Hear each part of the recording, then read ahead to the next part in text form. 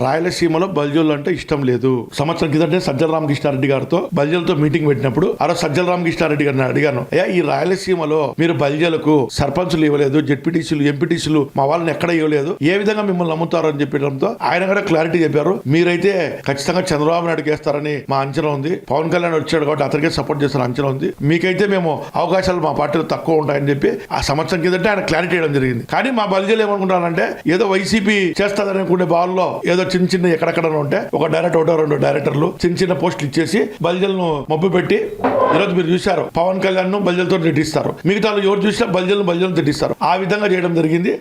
ఈ ప్రభుత్వము ఒక్కరు కానీ బల్జలు సీటు ఇవ్వలేదు. కాబట్టి ఈ రాయలసీమలో తెలుగుదేశం పార్టీ ఖచ్చితంగా క్లీన్ స్లీప్ అవుతుంది. ఎందుకంటే మీరు చూశారు అనంతపురం డిస్టికే కాదు కడప డిస్టిక్ లో కానీ అధికంగా తెలుగుదేశం పార్టీకి వేస్తారు. ఖచ్చితంగా తెలుగుదేశం పార్టీని ఈ 74 సీట్లలో ఒక్క సీటు కానీ పోకుండా తెలుగుదేశం పార్టీని గెలిపించుకునే బాధ్యత బల్జలు తీసుకుంటారని నేను తెలియజేసుకుంటున్నాను.